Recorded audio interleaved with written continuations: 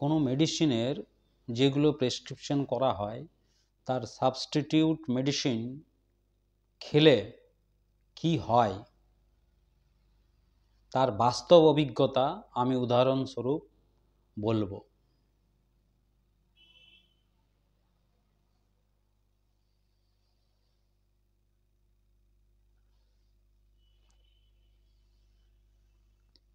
Hello everyone, I am Dr. R.P. Shao, a senior consultant physician practicing from more than 32 years on general medicine.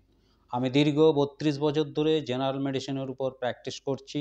আমার এই দীর্ঘ অভিজ্ঞতা আমি YouTube ভিডিওর মাধ্যমে শেয়ার করে থাকি। তাহলে আজকের বিষয় হলো কোনো মেডিসিন যেগুলো প্রেসক্রিপশন করা হয় তার সাবস্টিটিউট নেওয়া যায় কি না, নিলে কি হয় তার একটা বাস্তব অভিজ্ঞতা আমি আজকে উদাহরণ দিয়ে বলবো। তাহলে আমি যে অভিজ্ঞতার কথা বলবো সেটা হলো মানে যে রোগের উপরে এটা ডিপেন্ড করে বলছি আমি সেটা হলো থাইরয়েড। থাইরয়েড বলতে আমরা খুব একটা বুঝি না, খালি থাইরয়েড না থাইরয়েড। যেমন ব্লাড প্রেশার দু ধরনের হয়ে থাকে, হাই আর লো, সেরকম থাইরয়েডও দু ধরনের হয়ে থাকে, অর্থাৎ হাইপো অ্যান্ড হাইপার। হাইপার মানে বেশি, হাইপো মানে কম। অর্থাৎ যে হরমোনের জন্য এটা ঘটে থাকে সেই হরমোন, থাইরয়েড হরমোন, সেটা যদি কম উৎপাদন হয় তাহলে তার ওষুধ আলাদা হবে, আর বেশি উৎপাদন হলে তার ওষুধ আলাদা হবে। তাহলে মেনলি এখানে যেটা দরকার হয় পেশেন্টদের বেশিরভাগ ক্ষেত্রে সেটা থাইরক্সিন হরমোন দেওয়া হয়ে থাকে। এবং এই থাইরক্সিন হরমোন যেটা দেওয়া হয় ট্যাবলেট আকারে সেটা অনেক ধরনের থাকে। অনেক ধরনের বলতে বিভিন্ন মাত্রার থাকে। যেমন উদাহরণ দিয়ে দিচ্ছি, 25 mcg microgram, 50 mcg, 75 mcg, 100 mcg, 12.5 mcg, 62.5 mcg, 37.5 mcg, 125 mcg, 88 mcg, 150 mcg, 112 mcg, 137 mcg, 200 mcg, etc. etc. এইভাবে বিভিন্ন মাত্রার ট্যাবলেট হয়ে থাকে, যে ট্যাবলেটটা জেনারেলি পেশেন্টদের খালি পেটে প্রতিদিন একটা করে নিতে বলা হয়। এখন কি হয়েছে ঘটনাটা সেটা বলি। সেটা হলো একটা পেশেন্ট, থাইরয়েডের পেশেন্ট, তাকে থাইরক্সিন দেওয়া হয়েছে। থাইরক্সিনের কোন কোম্পানির বা কি নামে দেওয়া হয় যে সেটা বলা ঠিক নয়, সেটা বলছি না। তবে সেটা এমজিটা দেওয়া হয়েছিল, মানে মাত্রাটা দেওয়া হয়েছিল 100 mcg। ঠিক আছে, মিলি এমসিজি হলো মাইক্রোগ্রাম। তাহলে 100 mcg মাইক্রোগ্রাম একটা ওষুধ দেওয়া হয়েছিল, যেটা পেশেন্টকে খেতে বলা হয়েছিল কতদিন, 120 দিন। যেহেতু 120টা ট্যাবলেট থাকে তাই 120 দিন খেতে বলা হয়। 120 দিন পরে কি করতে হবে, পেশেন্টকে আসতে হবে, তারপর তার টেস্ট হবে, তার ব্লাড টেস্ট হবে এবং তার শারীরিক টেস্ট হবে।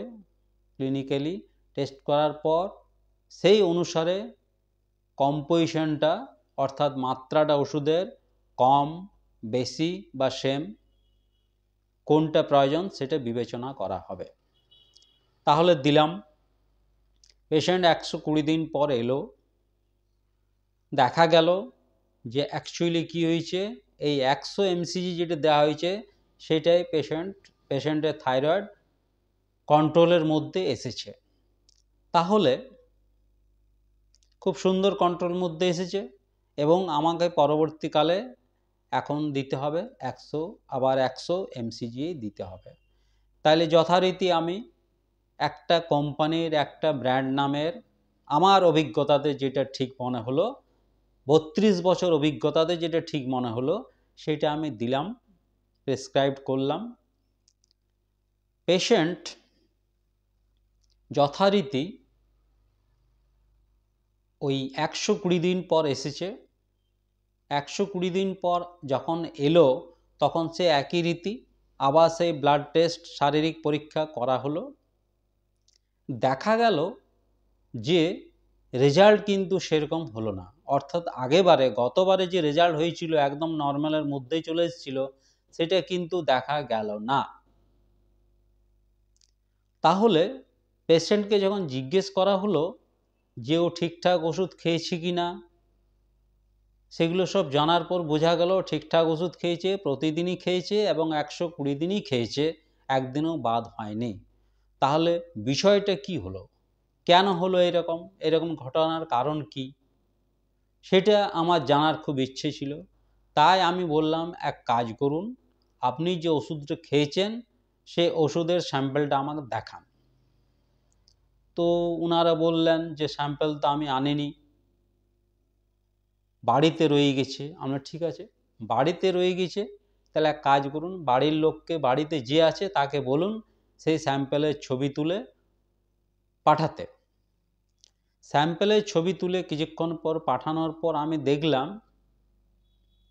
যে আমি যেটা প্রেসক্রাইব করেছিলাম, যে ব্র্যান্ড নামে যে কোম্পানির প্রেসক্রিপশন দিয়েছিলাম, সেটা কিন্তু এটা নয়, এটা কিন্তু আলাদা।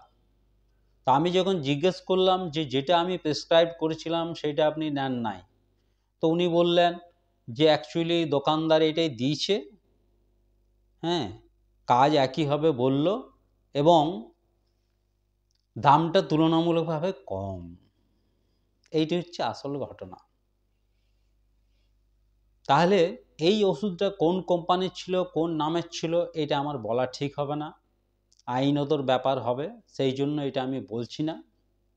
তবে সামান্য পয়সা বাঁচানোর জন্য এটা ঘটল, অর্থাৎ সাবস্টিটিউট মেডিসিন খাওয়ার ফলে এই ঘটনা ঘটেছে, অর্থাৎ যেটা কন্ট্রোলে এসেছিল সেটা আবার কন্ট্রোলের বাইরে চলে গেল। ফলস্বরূপ কি হলো, সোজা কথা আমি বলতে চাইছি, সে সাবস্টিটিউট আপনি মেডিসিন নেবেন না, যেটা আপনাকে প্রেসক্রাইব করা হবে সেই মেডিসিনই নেবেন। কেননা 32 বছরের অভিজ্ঞতা মানে আপনারা বুঝতে পারছেন না 32 বছর কী জিনিস এবং কি অভিজ্ঞতা, কোন কোম্পানির কোন মেডিসিন এবং কত মাত্রা দিলে আপনার এই থাইরয়েড কন্ট্রোলের মধ্যে থাকবে, সেটা সেই দোকানদার বিচার করতে যদি পারত তাহলে দোকানদার আজকে দোকানদার হতো না। যাই হোক, সেগুলো আমার বলার বিষয় নয়। আমি একটা জিনিসই বলতে চাইছি যে আমার অভিজ্ঞতার থেকে বললাম যে যে মেডিসিন, যে কোম্পানি, যে নামে প্রেসক্রাইব করা হয়েছে সেটাই খাবেন, সাবস্টিটিউট দয়া করে খাবেন না। ওকে।